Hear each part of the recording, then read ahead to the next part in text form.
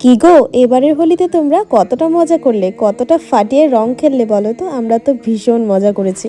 Hello সবাইকে, আবারও চলে এসেছি নতুন আরেকটি ব্লগ নিয়ে। আমরা কিন্তু হোলির আগের দিনই রং খেলে ফেলেছি। তোমরা তো দেখেইছো আগের ব্লগে সুখেন্দুর বার্থডে সেলিব্রেশন ব্লগ। তো বার্থডে সেলিব্রেশনের পরেই কিন্তু আমরা এই হোলি সেলিব্রেশন করেছিলাম। যেহেতু এবার আমরা কোনো বসন্ত উৎসবে অ্যাড হইনি, আর পরবর্তীতে মানে কালকে হোলির দিনে আমরা সবাই একসাথে হতেও পারবো না, ওই জন্য কিন্তু আজকেই ভাবলাম যে আমরা হোলি সেলিব্রেশন করে নিই।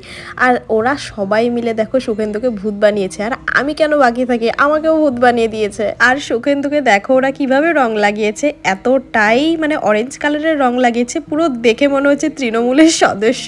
সবাই মোটামুটি রং লাগানোর পরে এবার বাকি রইল পার্থ, মানে আমাদের ক্যামেরাম্যান। আর এবার বুনু কিন্তু ওকে পুরো ভূত বানিয়ে দিয়েছে। বোনের কাজ দেখো।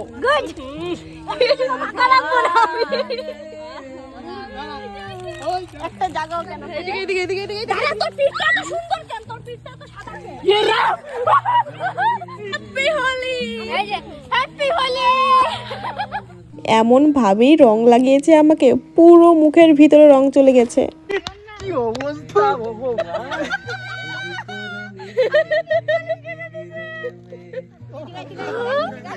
সুইটির অবস্থা দেখো, পুরো দেখে পুরো শ্যাওড়া গাছের শাকচুন্নি মনে হচ্ছে না? কিন্তু যত যাই বলো, আমাদের ছোটবেলায় যে হোলিটা ছিল সেটা কিন্তু ওই আগের মতন ভাইবসটা কিন্তু এখন আর আসে না। ছোটবেলায় হোলির দিন সকাল সকাল ঘুম থেকে উঠে ওয়ার্ড্রপ থেকে খুঁজে সব থেকে পুরোনো জামাটা বের করে পরে নিয়ে হোলি খেলতে বের হয়ে যাওয়া। এখন তো আমরা আবির দিয়ে খেলি, কিন্তু আগে কি করতাম, আগে তো আবিরের সাথে খুনি রং মিশিয়ে খেলতাম। আর যখন রং শেষ হয়ে যেত তখন কড়াই থেকে যে কালিটা হয় সেই কালির সাথে সর্ষের তেল মিশিয়ে সবাইকে লাগাতাম, আর সেই রং 4-5 দিন ভরা থাকতো আমাদের শরীরে, সেটা উঠতোই না। যত যাই বলো, ছোটবেলাটাকে কিন্তু ভীষণ ভাবে মিস করি।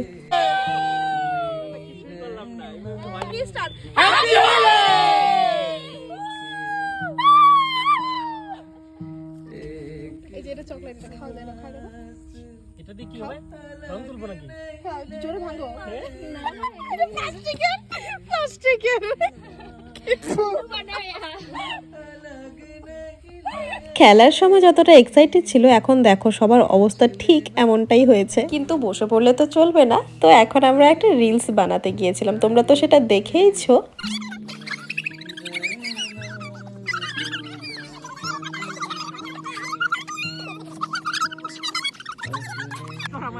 আমাদের পুরো অবস্থা শেষ। এবার দেখো এইদিকে কি অবস্থা চলতেছে, দেখো পুরো অবস্থা শেষ। আমাকে দেখতে কেমন লাগছে অবশ্যই জানাবো। আমরা তো এখানে ভালোই হলে খেলে ফেলেছি, কিন্তু শানু ভাই কিন্তু মাত্রই এলো, কারণ ও গিয়েছিল রেস্টুরেন্টে সবার জন্য খাবার প্যাক করাতে। তো ও এখন আসার সাথে সাথে ওকে সবাই মিলে আমরা ভূত বানিয়ে দিয়েছি। বেচারা ভাবতেও পারেনি যে আমরা ওকে এইভাবে রং মাখবো।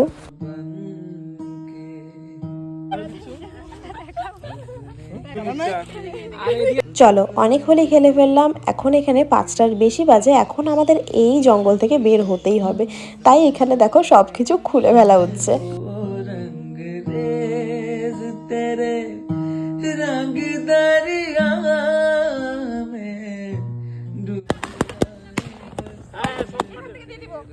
হ্যাঁ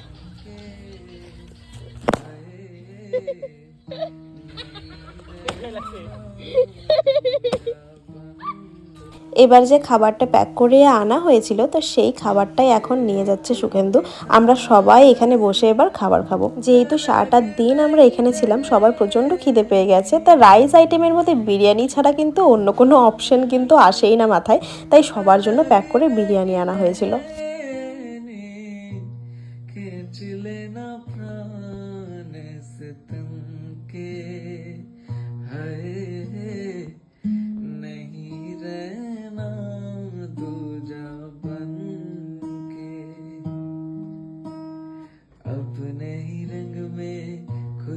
এখন বাড়ি যাওয়ার পালা, সন্ধ্যাই হয়ে গেছে। চলো চলো বাড়ি চলো, আর কত।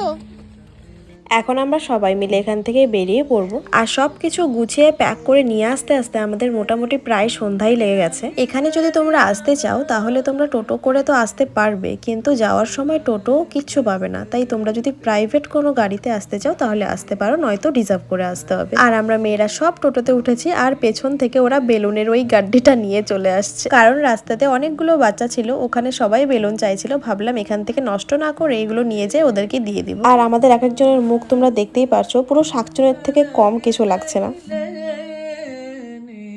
আর অবস্থাটা জাস্ট দেখো, মাথা পুরো ভর্তি, পুরো ভূতের মতন লাগতেছে আমাকে।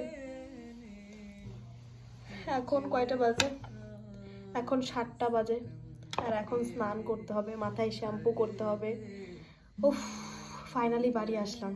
আজকের ব্লগটা এখানেই শেষ করলাম। তো চলো দেখা হচ্ছে পরের সুন্দর একটা ব্লগে। ততক্ষণ সবাই খুব ভালো থেকো, টাটা।